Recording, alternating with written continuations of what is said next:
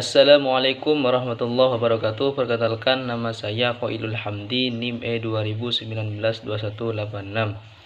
Prodi Ekonomi Syariah, Fakultas Ekonomi dan Bisnis Islam. Saya dari kelompok 3 pemateri keempat. Saya akan menjelaskan pengertian Schumpeter. Teori Schumpeter diungkapkan pertama kali dalam bahasa Jerman pada tahun 1931.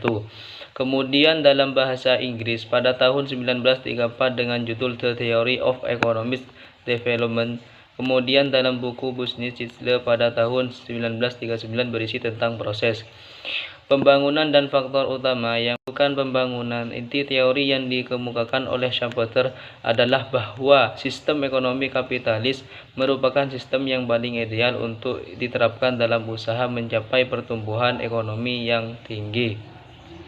Walaupun pada akhirnya sistem kapitalis juga tidak mampu untuk terus bertahan dan mengalami kemacetan sesuai teori yang dikemukakan oleh ekonomi klasik. Perkembangan ekonomi menurut Schumpeter dapat berlangsung dengan satu cara yang disebut dengan proses inovasi, di mana seseorang yang melakukannya disebut inovator, yang biasanya adalah pelaku usaha atau entrepreneur. Entrepreneur di samping mampu menaikkan standar hidup masyarakat, juga dapat memenangkan persaingan dalam merebut kekuasaan monopoli. Schumpeter juga mengemukakan perbedaan istilah antara pembangunan ekonomi dan pertumbuhan ekonomi, walaupun keduanya adalah output yang ada di masyarakat. Pertumbuhan ekonomi adalah peningkatan output sebagai hasil yang didapat dari bertambahnya faktor-faktor produksi yang tidak diiringi oleh adanya perubahan kemajuan dalam teknologi yang digunakan. Sementara pembangunan ekonomi menghasilkan kenaikan output sebagai usaha inovasi yang diterapkan oleh para entrepreneur. Inovasi memiliki pengertian yang luas, tidak hanya dari segi penemuan teknologi yang lebih baru dan modern, namun juga penemuan produk-produk yang inovatif dan segmen pasar yang berbeda dari sebelumnya. Inovasi berpengaruh dalam 3 hal, yaitu A. Memperkenalkan ekonomi baru.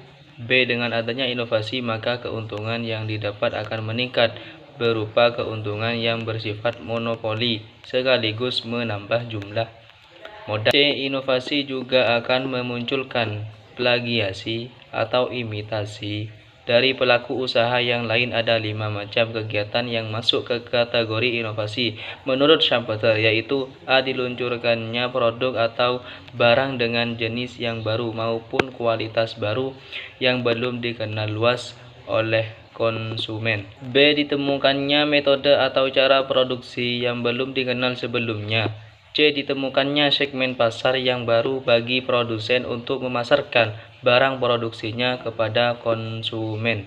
D. Ditemukannya bahan baku produksi yang baru dan inovatif. E. Adanya restrukturisasi dalam organisasi dalam rangka meningkatkan efisiensi. Sekian, terima kasih. Wassalamualaikum warahmatullahi wabarakatuh.